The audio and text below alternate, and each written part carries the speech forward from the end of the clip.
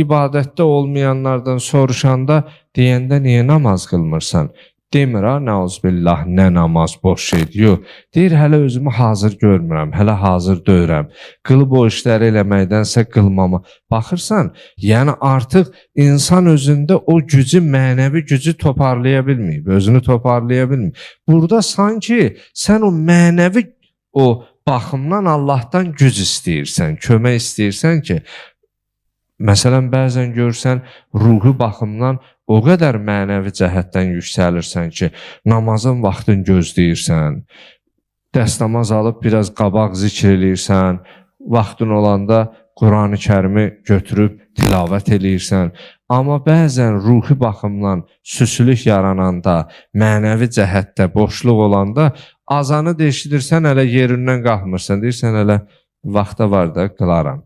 Biraz vaxta oturmuşsan, bir ciddi bir işin də yoxdur. Amma ruhən mənin o qədər yüksəlməyibsən, ya boşluq yaranıb namazı əvvəl vaxtda qılmırsan.